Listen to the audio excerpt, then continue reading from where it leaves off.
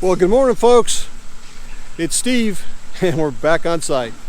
Actually, we're out here at Tia Maria, and we're actually checking on the. They're doing some work. I can hear in the background. They're doing some work on the columns, pouring the actual extending the columns from first floor that are already there, just continuing to go up with them on the second floor so they can use them to support their concrete hollow blocks. Looks like we had a lot of activity on the site today. Electricians are here working. We got the builder, got our neighbor here. So we're gonna head on over to the site and check it out. So follow along and you can see what I see. All right, folks. Anyway, let's do a quick weather check. It rained this morning. Some light showers that had a little slight delay, but it rained twice this morning, and we waited for the water to kind of get through, and then we went ahead and after I had the little rainstorm, came on down to the site, and they're still working. So, like I said, let's head on over.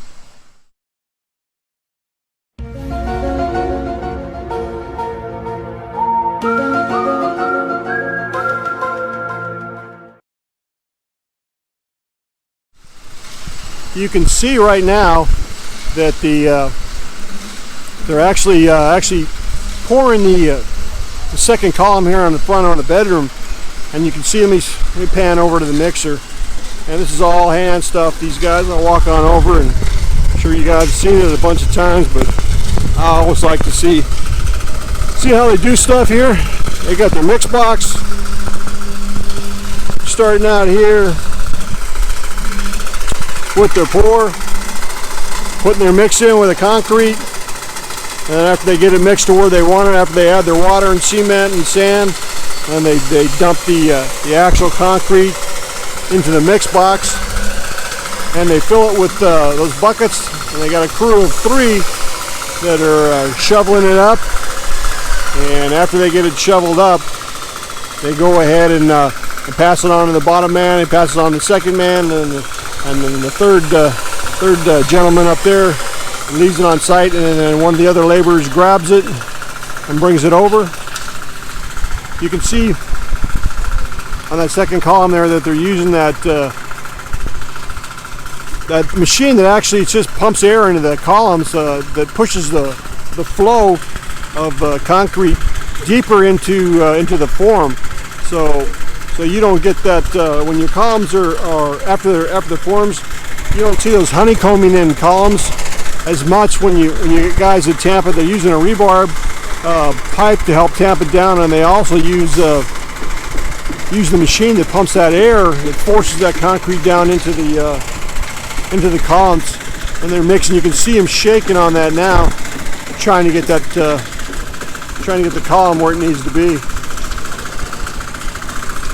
I should say trying to get that concrete mix where it needs to be in that column. But they do everything they can, because I've seen some really lots of jobs where guys will actually have to break it up, and then they have to, after the pour's done, they have to take the forms off. They see how messed up it is, so they end up, let me move over here, get away from this noise a little bit.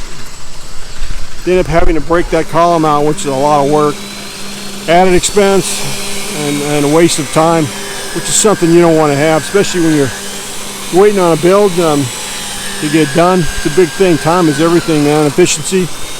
Believe it or not, these guys, our builder actually works hard on that to make sure that happens. You can see them pushing that hose in there. Let me go upstairs there and see if I can get you a closer look.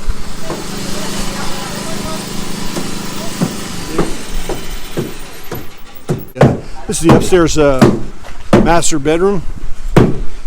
You can see how those guys are using that hammer to help get that concrete to settle down into that form. And you can see the machine they use is basically it's just a compressor, forces it to vibrate in air, is what it does. It's not just straight air. It's just a basically a big vibrator that they, like I said, it forces the concrete to flow or to move into the areas that it's. You'll watch that process here. It just vibrates more than any air than it does anything else.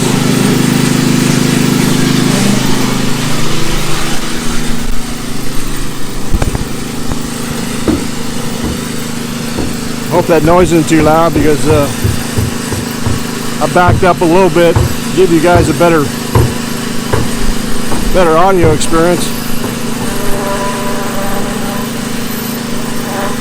And you can also see where they put two courses in the windows, because like we said before, we got that 2-year-old of ours that's like a little monkey, and that sucker climbs everywhere. So we were afraid that once he was up here in the master bedroom that he would, if we had the windows open, he got through with the screen, and that guy gets everywhere. You got to watch him. You turn your, just like any other 2-year-old, but he's really active, so you got to be careful. So we had to have 2 more courses of block put in, so it's going to shorten our window up, but for safety reasons, we thought it would be a good trade-off. God forbid anything ever happened to them. And you guys out here have families and kids and raise kids, you understand how they are, man. They get into everything.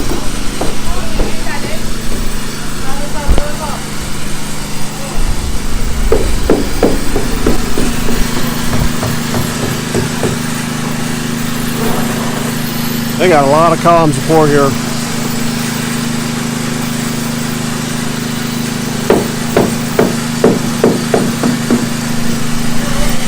Anyway, I can go ahead and give you a tour, see what's been done. You can see right here that this will be a walk-in closet, or our closet area. And then as you pan over here, this will be the CR. And we intentionally designed this second floor area up here, especially with all the noise that the kids and stuff make, that we had a big enough area that we could retreat to and have our privacy. And you can see the finish work here on the cement that I always complain about, how even though they're going to have that hard pack, they're going to have the hard pack covering it up. Everybody says that's just the way it is. It's just always kind of been a pet peeve of mine, because you're so used to looking at the finished concrete work that's done in the States. Then you got your doorway out here to the lanai, that if you want to come out and enjoy the back lanai. And the front, you're going to be able to actually to do the front lanai as well too, because there's going to be a door there on the side that you can exit out onto the lanai area. And then this will be another bedroom. Me coming from the lanai area. You come in from outside lanai area, you're going to have some big sliders here.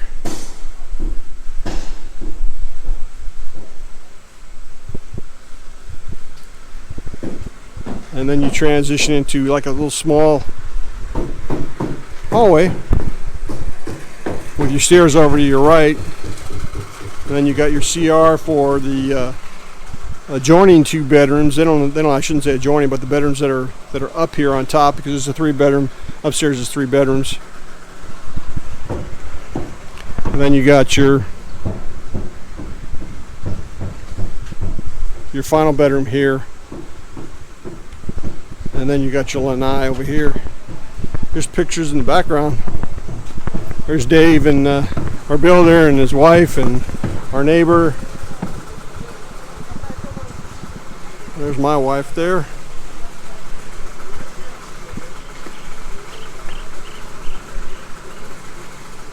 So this will be our view from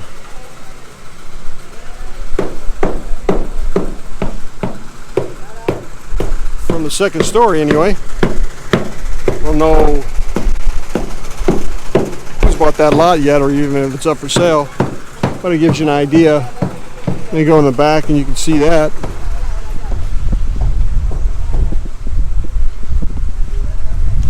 Well, I want to tell everybody happy Thanksgiving in the States there that had Thanksgiving the other day. I did not get a chance to eat my turkey because I'm waiting for a couple of spices coming online. I found one out here, one of the markets, one of the big markets out here. It's called S&R. It's kind of a market that caters to the it's like an imitation of a Sam's or a Costco, and it caters a lot of that type of food. It's set up the same way, where it's a warehouse type of a setup. And I was able to get butterball, frozen butterball, and I'm gonna do it on my barbecue because I love Thanksgiving. That's my favorite holiday out of all the holidays. And they don't celebrate Thanksgiving out here in the Philippines like we do in the States. I mean, for Philippine time for us, I mean, Thanksgiving for us in the States is a time the family gets together and enjoys each other's company and has a fantastic meal. So I'm trying to do the best I can with what I got out here because there's no oven at the location that we're renting at now, because you don't see ovens aren't as common in the residential homes as they are in every United States. Almost everyone you see has an oven. So I'm going to be using my barbecue and doing my bird on that along with my mac and cheese, and we're going to see how it turns out. So hopefully I'll get some good old American holiday food. And after I thaw that bird out, and like I said, should be getting the spices in within the next couple of days, and it'll be awesome. So just want to say happy Thanksgiving to all the folks out there who had that Thanksgiving holiday, and I hope it went well for you guys. You know, it's been good out here. Like I said, the weather's been awesome. Had a little rain this morning, but that's not a big deal, especially during the rainy season.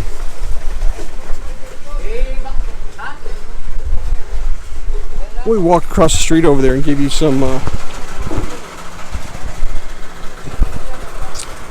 look and see what our neighbors. They're always constantly going over because he's got a whole lot of tile over there. Here's our stairway. Eventually, it's going to get poured. Can't wait till that's done. And also, I can't wait till they get that first foundation floor, which is the first floor foundation poured. But his house is really coming along. Like I said, they had a problem with the tiling crew. Had to get another crew to come out because our builder wasn't happy with it over there. So he's got the folks. He's picking up. Actually, Morton tiles coming in, and they're going to finish up the sections they need to. And that second floor is just about ready to move into. Still got a lot of work on the first floor. Still got work on the second floor as well, but they're really pushing that second floor to get done so they can get in as early as possible. We don't think that's going to happen, so maybe sometime in January, which would be good. Got a beautiful home over there. Good people too. We're very, very lucky to have the neighbors. We've got some. We're meeting more and more expats out here and folks, and it's really, really nice. The folks that we've met so far, 99% of them are awesome. Are always helping out, willing to help out when you need something. So that's something that's real enjoyable for us when we meet new people here and that are in the same position you were at. We have another blogger, Happy Retired in Philippines, friends that we met out here, Andy and Marisol, who just finishing up their build. Who just finishing up. They're about 99% done. They just got to do the finish work on their house, and so we learned a lot just talking with them on their build and things, and actually watching it. And I actually ran into them last night on accident. We had a meeting up there with some of the expats, and Andy's family had come in, and we were talking to him about the build process. So we're going to go over and visit his build because I always like to see. He's got a beautiful home too, and I always like to go check it out over there. They're good folks too, so I'll get a chance maybe next week to check that out. Anyway, folks, that's it for the day. We're gonna head on out of here, and we'll still be on site, but we got to take care of a bunch of follow-up with our builder on some of the stuff we want to do. I want to have that wall and the downstairs pushed out. Get it pushed out just a little bit to make it better, and then do some follow-up on the electrical here. Make sure that we're all on the same page. Little things like that. It's nice having a builder who's on site a lot that you can communicate these changes to anytime you need them. That's a big plus. So anyway, folks, you guys stay safe, and thank you for support and subscribing. If you like what you see, go ahead and hit that button down there, and God bless you all. Take care.